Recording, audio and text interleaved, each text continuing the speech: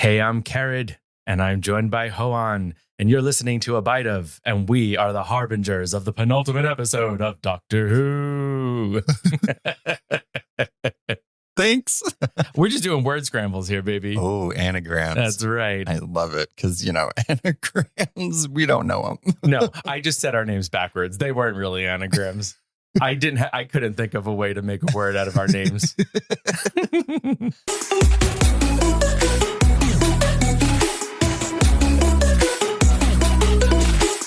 So we are finally at the penultimate episode for Doctor Who, season 1, season 14, whatever you want to call it. There's it's a part 1 of a finale, right? So it's going to be hard to be like the finale is great. We only have a little tiny sliver of it, so I'm very excited to talk about all the theories that we did not get right. Right. It's one of those things where I guess this is sort of a penultimate thing where it leaves you with more questions than answers, right? We were hoping for some answers and we did not really. Well, we got one-ish. Maybe? We got a few. Yeah. Yeah. So before we get into this penultimate episode of Doctor Who, make sure you're following us. Make sure you're subscribed to us. Share this episode with your friends, with your family, on social media. Spread the word. If you like listening to us, make your friends listen to us too. We like that stuff. Throw some stars our way. We got a Patreon, Pride Month, support queer, indie creators, because we deserve it. Yeah. There's still half of the month left. You could still support us. Show your pride if you haven't in the first 2 weeks. Yeah. Pride isn't just the first day. It's all year round. But, if you're feeling extra generous during Pride. Yeah. I had a thought. All these websites putting rainbows on them. I'm like, why can't there just be rainbows there all the time? There should. Thank you. Thanks. End of episode. End of Pride PSA. End of episode. All right. So spoilers ahead for, I guess, the last 60 years of Doctor Who. If you haven't watched it, go watch it. Come back. We would love to have this conversation with you. All right. So let us officially take a bite of Doctor Who episode 7.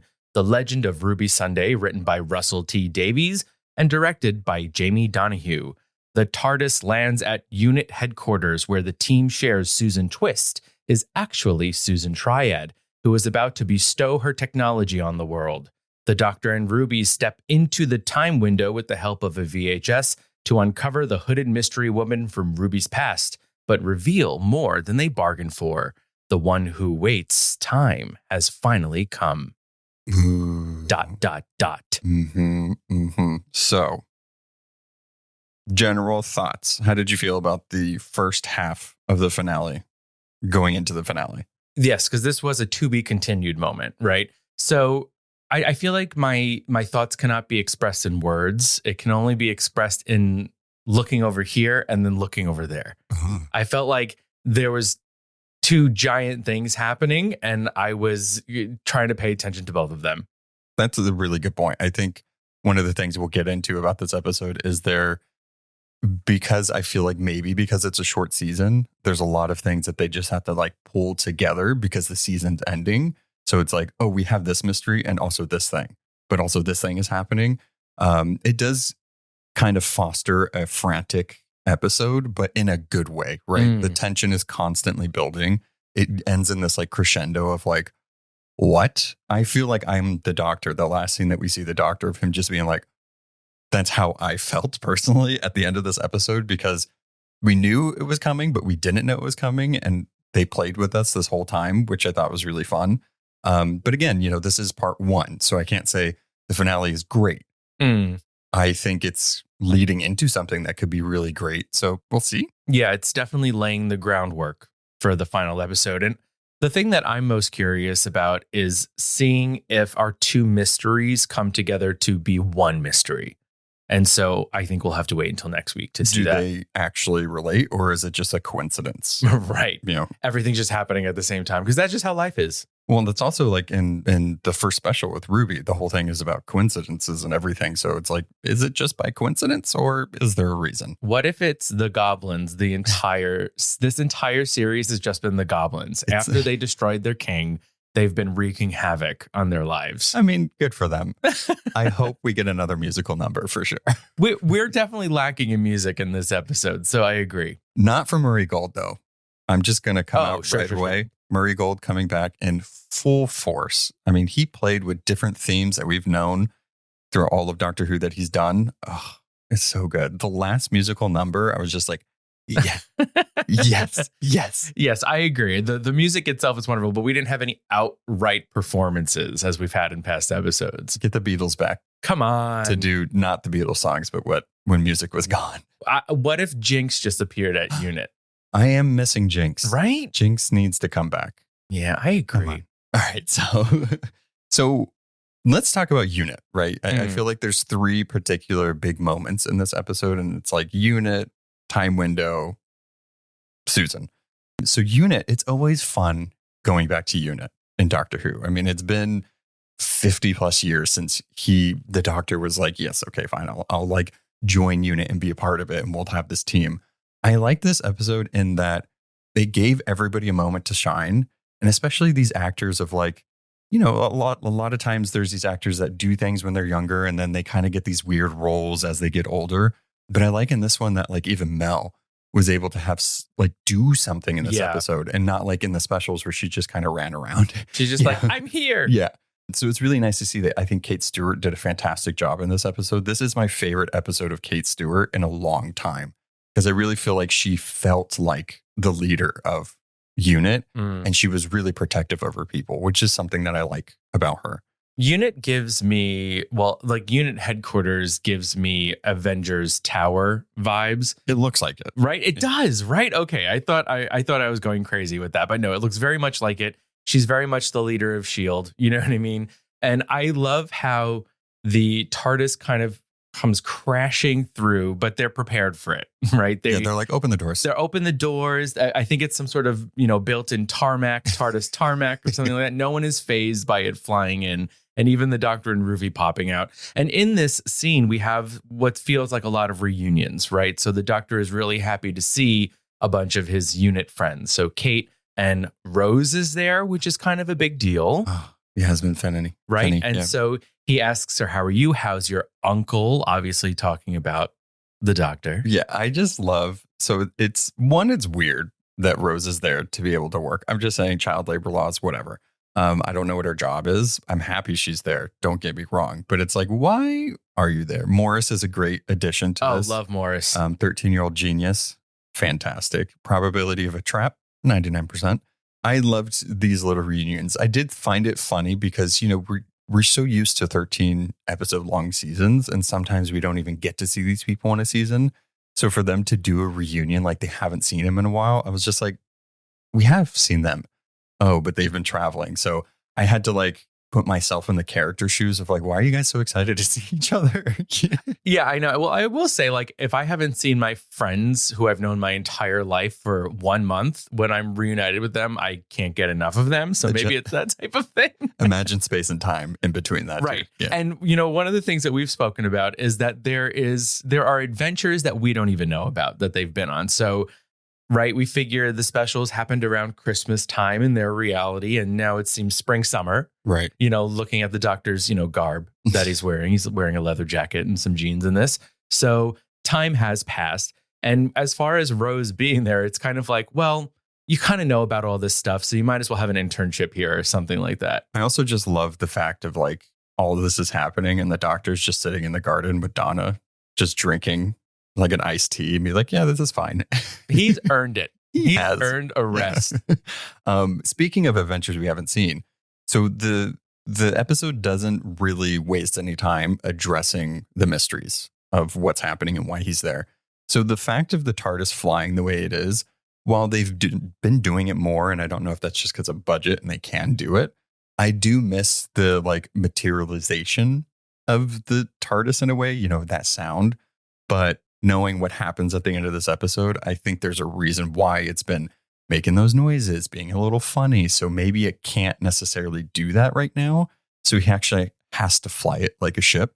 But this episode does show us glimpses of adventures that they've had that we haven't seen. Right. Specifically when he talks about Susan, right? And there's this woman that's showing up everywhere, and it shows her in different places that we haven't seen, which the effects and the prosthetics for her looked amazing. I wish we would have seen those adventures. Oh yeah, it's like Terminator Susan. It's like White Walker Susan. Right? She looks like the White Walker King. Yeah. What is that? King Walk? I don't know what that was called. White Walker. The Yeah. White Walker, Yeah. like the lead. She looked like the leader. Yeah. My franchises are all discombobulated. I apologize. But yeah, there were like two major adventures that we didn't get to meet her in. And I thought that was really cool. It's storytelling without telling us of the things that they've gone on, right? We've just been able to see, oh, they've done other things that we haven't even seen. And I also like the doctor being like, oh yeah, by the way, we have this other mystery, Ruby Sunday. And she's like, hello. And I think us as viewers, we like openly were like, yeah, we have these two mysteries. They need to talk about them. But in world, it is kind of funny for them to be like, well, we're talking about Susan now. Why are we talking about Ruby? Like, she doesn't know who her mother is. It's fine. So Get over it. No. I thought like in universe, it's like kind of funny of them being like, okay, we're going to drop everything to like do this Ruby stuff. Which talking about that, I did feel because there was stuff happening and they needed to pull the threads, some of the pacing was a little odd because we started getting the Susan stuff and it's like, oh, she was this and this. And Unit already knew about it, which I thought was hilarious. And I always like it when the doctor, thinking that he is this clever man, is put in his place a little bit. It's like, you're not that clever. Like, we already figured out the anagram. We already know about Susan. So like, do you have any other new information? Yeah, while you were frolicking around in Bridgerton, we were doing some real work here. Okay, Morris was really working on some stuff. Harriet is here too. We don't know where Harriet came from, but she's here. Yeah. She's here. Only Harriet. Yeah, exactly. By the way. Yeah. But we first see our first sort of letter game here, right? So the sonic screwdriver does have some other capabilities than turning things on and off. It's also progressing in any sort of PowerPoint slide presentation that it already you might has have. it made. Exactly. It's loaded right in there. I just love the idea of the doctor, whenever he gets a new companion, he tells the Sonic, doesn't actually talk to the Sonic, but he's like, can you make a slideshow of Ruby Sunday and have it loaded whenever I need it? And he's like, okay. Okay. It must be some sort of unspoken connection, right? Oh, yeah. How does the sonic screwdriver know? It just knows. It just knows. Because the doctor knows. Yeah. That's a beautiful thing. Yeah. So getting to Ruby, okay, we don't get any answers. So we're just going to put that out there right now. I will say the whole time window scene, so freaking cool. It was so cool. I loved the way it looked. I loved the use of a VHS tape, which is like, as millennials, is nostalgic, right? And I just loved the look of it and how they did it because they added the practical and real snow, but then had the whole background and the whole 3D rendering as a VHS tape, which I thought was really cool. But then when they were like, they all were talking like, but there's no way we can see it. There's no way we can see it. And Harriet's like, guys, it was 2004. Like, we have CCTV footage. Because when we think of the past, we think of 1902, not of 2004. Again, as millennials, right? Not being able to process that 2004 was 20 years ago, which is insane. It was my first year of college. Oh my God. So there's that for us to just ruminate on. I think we just need to take a second and pause. For some people, Christmas is a time of unwrapping presents, of watching your favorite movies, maybe White Christmas or It's a Wonderful Life. But for Ruby and her mother, they watch the VHS CCTV footage of her birth mother leaving her and walking away forever. Can you call it watching when the only thing you can see is static snow? It's snow, baby. It's one of those things where it's like, I think conceptually is like, that's kind of sad. Like, I get why you do it, but it's like, oh. And I do love, so I love Carla. I love Carla Sunday so much. And I'm glad that she was able to be a part of this episode. She loves Ruby so much. And the fact that, she does watch that with her every Christmas Eve is awesome, because there might be one of those things of like, I am your adoptive mother. And I can't help but think like, what if she did find her real mother? What is that going to be like for Carla? But the fact that she's so willing to be like, you need to find who your mother is. I'm willing for you, like, just go do it, is awesome. And it speaks to her character. Yay for Carla. I love her. Carla had some really good scenes throughout this episode, really emotional, and, bringing that feeling of I'm here for you no matter what. I know I'm your mother. And I think that that's the strength of knowing that she is Ruby's mother, but being there for Ruby to kind of uncover this mystery that's always been a part of her. I also think that before we go into the time window, I want to talk about them retrieving the VHS and Mrs. Flood, who has been a bit of a mystery ever since the special. Yeah. Who is she? I don't know, but she's not getting you tea. That's for sure. Oh my God. She's like, sorry, lady, you can lay in that bed. Is she ever going to get her cup of tea? I don't think so. Okay, so let's talk about Mrs. Flood since you brought it up. I have no freaking idea. Like, is she, let's just throw theories out here, right? Is she actually the doctor's granddaughter? Could she be that? There is something that is said in this. So there's some really good emotional beats in this episode that they do throw in. It's Russell T Davies. His finales are all about spectacle and emotional weight. And I feel like this one didn't hold back in that, and they were able to do that. So he talks to Kate Stewart in this episode about children because Ruby I think she mentions like, Susan, like your granddaughter. Could that be your granddaughter? So that's when that sets the whole thing into motion. Like, is she? Kate Stewart mentions a chrysalis theory. Like a caterpillar doesn't know it's a butterfly until it's a butterfly. Phoenix doesn't know it's a phoenix until it burns. So that's with Susan, right? Mrs. Flood, I'm interested in, she says something of like, what is it? Like, I've been waiting or I've been hiding, like something like I've hid myself away or something like that. And the doctor had recently said when he was talking about regeneration that we can like prevent death, but also hide who we are. And it was an interesting parallel between what Mrs. Flood says in this scene versus what he had just said. So I don't know. Is she Susan? Is she, I don't know, a harbinger for another god? I have no idea. Yeah, I don't know either, but it does seem like the TARDIS had some effect on her. You know, when we first meet her, she's like, you can't leave this here in the middle of the street. She doesn't know what it is. She's annoyed that it's even there. But then by the end of the special, she knows exactly what it is. And she tells Ruby to go inside it. So does the TARDIS sort of infect people around it or something like that? Can whatever is in the TARDIS leak out and go into those who are waiting near it? Well, I mean, it has a being on it, so maybe. That nobody realized was there. There is, not to get to the final reveal too early, but Sutek, being who he is and thinking back into like the 1975 when he first appeared and everything, Sutek is a part of being called the Osirans, and they're pretty much what inspired the Egyptian gods. And Horus is like the brother to Sutek, and they've been kind of at odds, and I'm just saying, maybe Flood could be the harbinger for Horus, and she is acting like a activation type thing for Ruby, because Ruby has to connect to this, right? And what does that mean? Why is she so close to the Sundays is interesting to me. I don't know. That was a wild theory, but I'm just putting it out there. Hey, that's what this episode's about. Let's just throw wild theories, see what sticks. She keeps looking at the camera too. So these fourth wall breaks are just like kind of concerning to me because the doctor has done them. Mrs. Flood has done them almost every time. I don't know. So Mrs. Flood thread kind of, who knows? Maybe just the theme of this, we're going too big. I think we're like music and babies. The theme is just women. It's just powerful women. Yeah. All right. So don't trust them. No, don't trust the old lady down the street. Well, not Harriet. Right. Definitely not Harriet. Mrs. Flood is on the list. We're still wondering about Susan. I don't know. Cherry Sunday we can trust. Oh, yeah. Absolutely. Cherry's amazing. She needs her cuppa. Just give her a cup of tea. Yeah. That's all she wanted. So simple.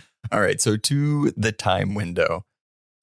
From timey-wimey time travel explanation and sci-fi shows, the doctor can't go back to that time because he was already there. Paradox, end of universe, all of that stuff. It's a typical Doctor Who thing. Sometimes they break it, sometimes they don't.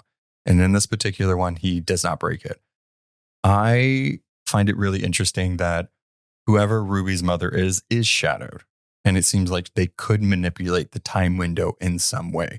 We have seen the time window throughout the history of Doctor Who, but not on this scale of it being like a manifestation, but then affecting things in the present to bring something through that powerful. I'm still not, I don't have answers, right? We don't have answers because how is Sutek able to attach? How did they get there? Is it because of the salt at the end of the universe that the Doctor did in the Wild Blue Yonder? We don't know yet. We don't have any explanations, which I think is interesting for a Doctor Who episode. And the Doctor like to not know. But I don't know. Do you think that she's connected to Sutek, a different Pantheon member, or just something completely different? Do you think Ruby is her mother? What are your thoughts on her mother? So one of the things I'm thinking right now, so being in the time window, being back in 2004, they have to stay in one spot. But the interesting thing is the cloaked figure kind of skips them, right? Glitches. It glitches. She can go past them. So it does seem like Ruby's mother is not just a human. There's something more about her where she has more power. And the thing that I'm wondering now is if Ruby is actually the key to defeating Sutek. And her mother, whoever she is, knows that she has to start her journey by leaving her at the church on Ruby Road. I hope so, right? Like you would hope that would be the reason why she abandoned her child. Because we see her, they're all panicking, going, "What is she doing? What are you seeing?" And we have Ruby's mother going, "She's crying, Carla, because she left her child there. She's devastated. That's what's happening right now." So she's not leaving there because she doesn't love her. She's leaving her there because she knows she's the key to saving the world. I'm just going to say, Carla, though, if you could see her crying, why can't you see her face? It's one of those things where, it's not so much about the face. It's about the body going like this. Yeah. It's crying shoulders. Yeah. You know what I mean? She could see her really back in the tears. Yeah. So that's my current theory, is that it broke her heart to leave Ruby there, but she knows that in the future, Ruby is the key to defeating Sutek. That's like the best case scenario, right? You would hope that the parent that abandoned you had to do it for a good reason. Right. And is upset about it. And the thing is that, don't forget, she does that long pointing at the TARDIS. Yeah. Being like, hello. Yeah. It's one of those things of like, was she warning the Doctor of what's on the TARDIS? Because I think so. We see the scan and then we see the smoke lost monster come up. It's interesting. And also the Doctor says something about how his memory of this event keeps changing. Time keeps changing. One of my favorite lines in this whole episode is how he talks about memory is time and time is memory. But what he says something, what is the memory of a time machine? Oh, it's scary. I don't like the thing that, okay, I'm, stakes aside with humans, I am terrified for the TARDIS. Do not touch that TARDIS. Leave the TARDIS alone.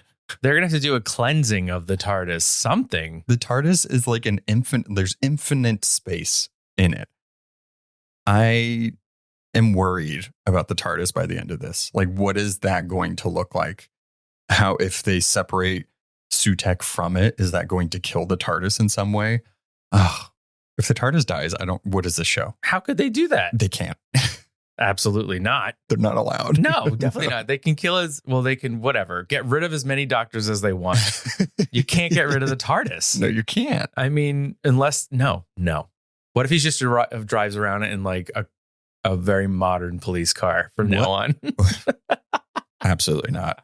What if, this is just a theory, right? What if something does happen with the TARDIS and it being at Unit, is able to repair it, but it takes time. And so he has to use Rogue's ship. So maybe it's not as advanced as the TARDIS, but it does have the capabilities to do what the TARDIS does to some extent. So he knows where it is. And then he can clean it up. And then he can go find Rogue. Right, exactly. Maybe the Doctor's next season is just about finding Rogue. Yeah. I mean, okay, so sorry. Back to Ruby, though. I had a thought of kind of the way that Sutek, there you go. The letters were all scrambled in my head. Sutek is being portrayed and kind of being like this bringer of death and destruction. And if we think of Ruby is joy and music and snow, right? So it does seem like that could be the perfect thing to fight Sutek. So she's the key. It would have to be almost, right? Like Ruby has to be in some way the key to this. Like, is Ruby a Pantheon member, a god of some sort? I know Harriet the amazing scene with the entrance of Sutek and Harriet saying all of the other gods, the trickster, the toy maker, the maestro, the daughter, sons of malice, and all that. Is there one that is the opposite of each one? Like, you know, a lot of times it's balance, right? And so is there the good versions of these Pantheon members, or especially one that's destruction? Which one is life? Like, is she raw? Oh, cool. I don't know. Like, I'm like, do not know about gods that way, but which one would that be? Yeah, our only studying of Egyptian gods that we've done recently is watching Moon Knight. And Percy Jackson. And Percy. Yeah. Yeah, so I think we have some interesting stuff here, especially the fact that by the end of the episode, Ruby is back in this time window. Yeah. R.I.P. to Colonel Chidozi. Oh, yeah. Sad. He tried. We only just met ye. He did. We did. And Ruby tried to find him. Yeah. Couldn't find him. And ye hath been dust to dust. Yeah.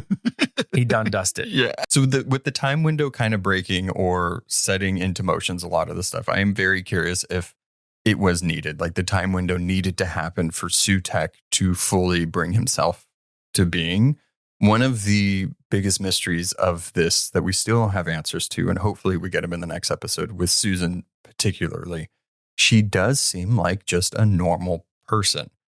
So who are these harbingers? And also, is Susan one of them, or is she just happened to be an unlucky person that Sutek chose because of the name Susan?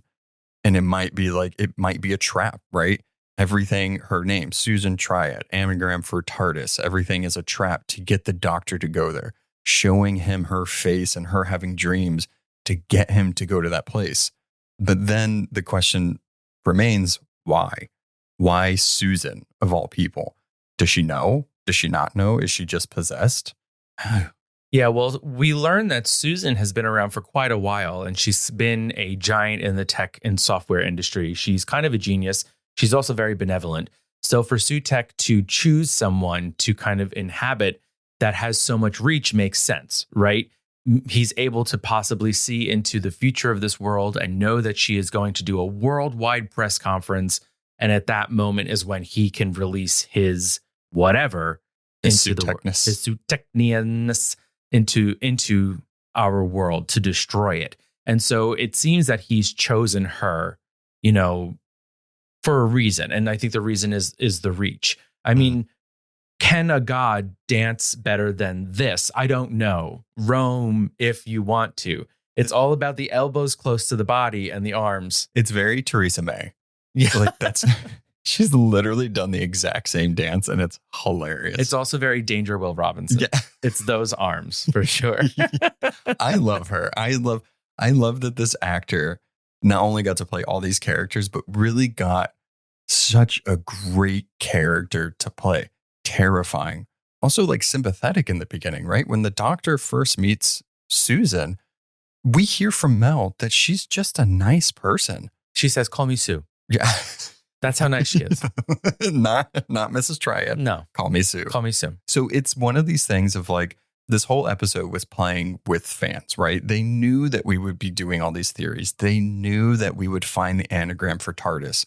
They even found it in the beginning. As soon as they found it, I was like, that's not right. There's no way that they tell us this revealed this early.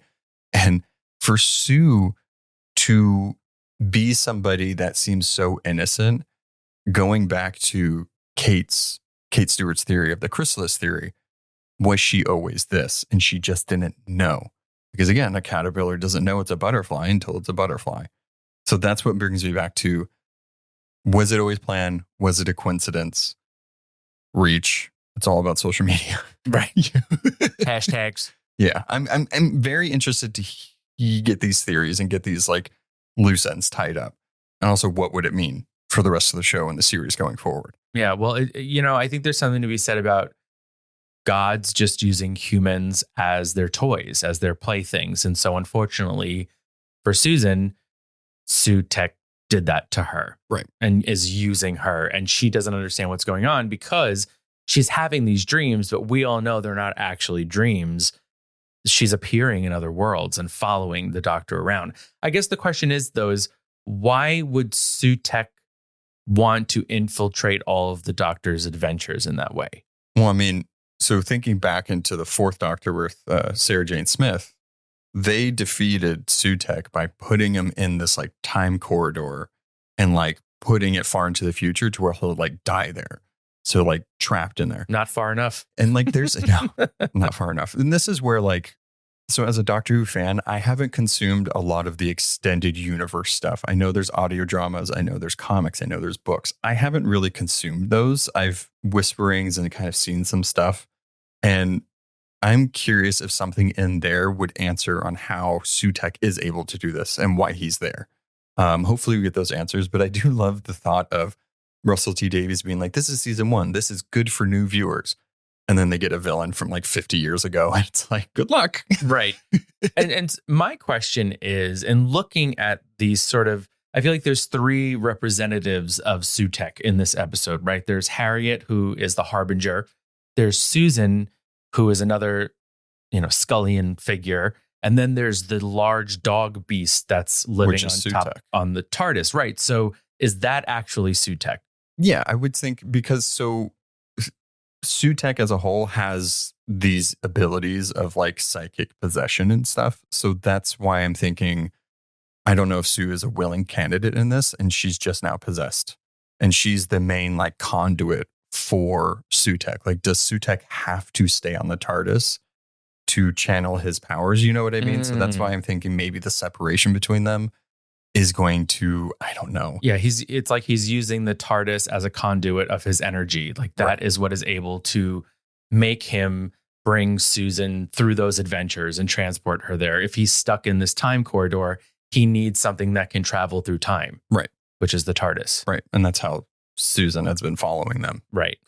It's just connected to the TARDIS. I think Susan Triad, the human, is just unfortunately a pawn in all of Sutek's I think so too. evil doings. I think so too. I hope so. Because that's a very Doctor Who thing, right? It's an innocent person being put into these situations that is heartbreaking. And we also see, that Mel, I guess part of her job with UNIT is to get some sort of, tissue specimen from Sue every day to make sure she's still human. Daily. She's always shaking her hand. I love Mel being undercover. Oh, yeah. Because she is like the nicest and most capable person to do that. And you would never suspect it. And she's so good at it. She's on the media team. Yeah. Okay. She's on the media team. Of course. She just walks into places. She's fine. I also love her taking off on her Vespa to bring the sample to UNIT. We need more Mel. We do. We need more Mel. We need more. I think she came out, in the Doctor Who like book line, I think there is recently a Mel book that came out. I might want to read that. Everyone just go, if you haven't, just Google Mel when Mel was actually on the show. The amazing curly red hair. It's just beautiful. She is a better character now. Like she was great then. She's a better character now. Because like when she was in the show, it's a lot of running and screaming. It's like there's like, I'm glad she's able to like do something. Giving the companions depth here in 2024. So let's talk about the reveal of Sutek. Holy crap. So Gabriel Wolfe voices Sutek, who originally voiced Sutek, who has also voiced the Beast, which is let's just say it's Satan, right? And so this is a villain or a creature that the Doctor has encountered. So he's been able to voice these like very huge characters, these demonic things, perfect voice for it. When Carla in the time window part had said, it's the Beast, I was like, there's no fucking way. Is it the Beast? It's not, but I like the callback to it because he does voice that character. I thought it was so well done. Having Harriet just list all of the things that Sutek is, the Destroyer and all of that. Terrifying. Everything like dims down. You have Ruby in the time window not knowing what's going to happen. It goes back to 2004. The Doctor didn't tell her what to do, which is like, what is Ruby supposed to do? She's just in that time window now. Like, hi, what am I supposed to do? Do I move now? Can I not move?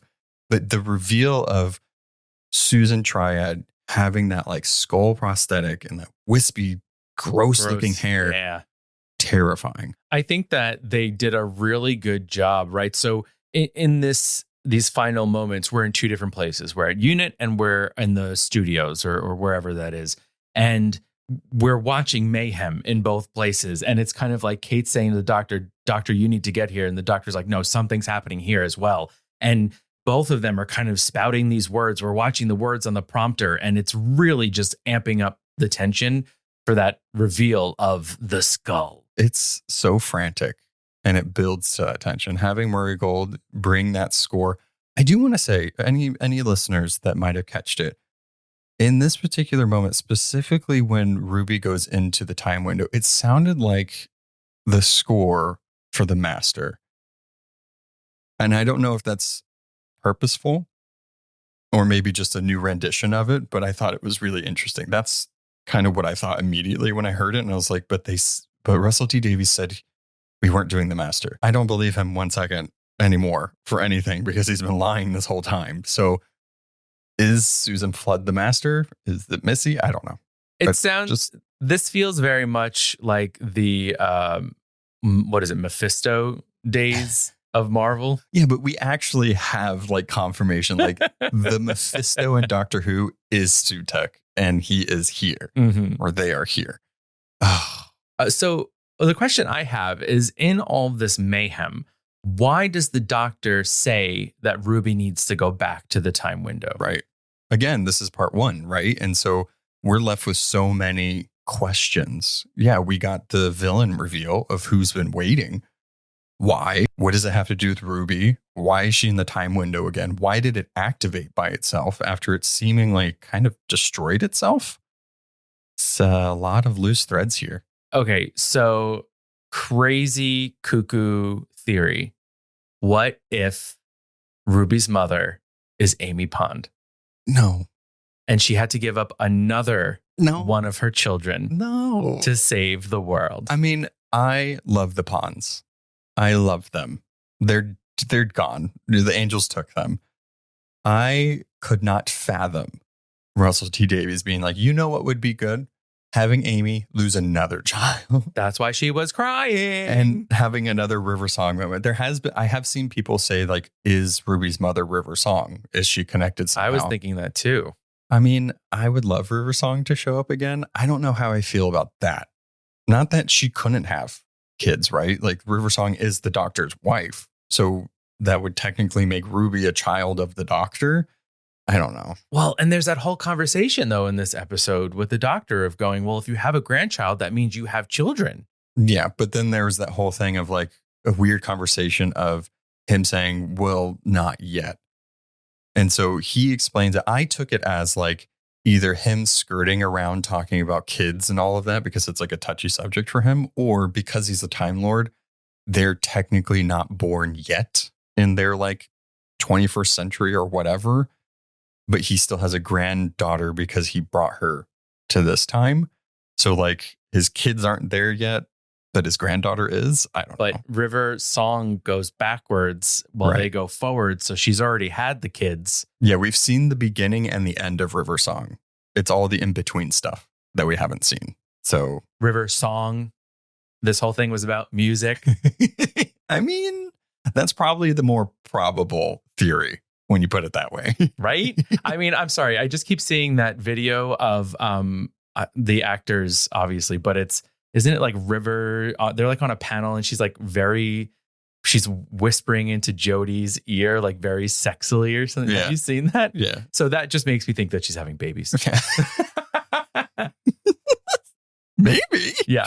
Unfortunately for the Pond line of children, they're just destined to always have to give up their daughter. Let's not do that to the Ponds. They've had enough. They got taken by the angels and all of their life potential is gone. So let's not bring them back. Of all the companions, don't do that to them. Where's Karen been these days? Yeah. Hello. She's been on the Doctor Who set. Yeah, that is true. That is true. All right. So loose threads, the only ones that we have going forward. Who is Ruby Sunday's mom? Why and how Sutek? That's literally what I wrote down. Why and how Sutek, and how it all connects together. Mrs. Flood. Hopefully, we'll find out. Those are the questions we really have for the last episode. And a part of me is thinking we might not get any answers. I hope we do. I think that we're going to see who's under the hood, right? Because that's kind of one of the final moments that we're left with is the hooded figure coming towards Ruby. Mm-hmm. And of course, it goes to be continued. So I'm thinking that we will get that answer. And I feel like a lot of times when a penultimate episode ends in a frenzy like this, we're going to have a very calm flashback to start this next episode. Yeah, he typically either does like a flashback with something we need to know for the episode, or it picks up right where it stopped. Right. Because Sue was going straight for the doctor. She was about to try to turn him to dust. No touchy. There is a scene. The only thing that I think we've seen from the finale in the media that has come out is it looks like a bunch of sand is engulfing the city. And that makes me think, is it like sand or is it like dead people? Oof. So like, that's not good. No. I'm terrified. Like the stakes are very high. Like Sutek, and especially this incarnation of Sutek, who, by the way, the visual effects people need to be praised for this episode. Everything looked amazing from the practical to the special. Fantastic. Sutek looked cool. Yeah, Sutek looked cool. I love the practical makeup on So good. Susan and Harriet. That was very cool. Even the Vlinks looks awesome. Yeah. I love the Vlinks. Da da da. Doing some typing. Yeah. Love them. Ooh, okay. Let us know your thoughts. What did you love? What did you know? Oh my God, I just thought of something. Sorry. End of episode. This is how these go. Rewind. This is a review / reaction, right? There was a very specific moment with Harriet. I don't know if you caught it. And the only reason why I thought about it is because I don't know the conversion rates for measurement. Okay. Mm. What I do know is that she said the CCTV footage was 66 meters away from where Ruby was left. In 73 yards, when Ruby meets with Kate Stewart, she talks about all the distances and the conversion rates. 66 meters is 73 yards. The only callback we've gotten to 73 yards, because 73 yards events are kind of erased. So how would they come back? I don't know if it was just like a callback to the episode or it means something. I don't know, but that's a good looking out. Just wanted to put that out there. I also want to just think about sort of Sutek's army of skullheads. Like, I feel like he can make them pop up everywhere. I think that there are people that are going to exist. Sleeper agents. Very much like Prime Sentinel. You know what I mean? Like that type of thing where it should be like, bam, bam, skullhead. Well, he can possess. Yeah. So I guess we'll see if he does create that. I mean, his whole thing, he wants to destroy everything. He wants to destroy life. He wants to take away the burden of choice, which is death. So it's scary. He's a very paranoid guy, so it's not good. It's not good at all. Mm-mm. Poor Susan. Oh my God. So next week, finale. Oof. Guess we'll see you then. So many questions. Hopefully they'll be answered. Goodbye. Bye.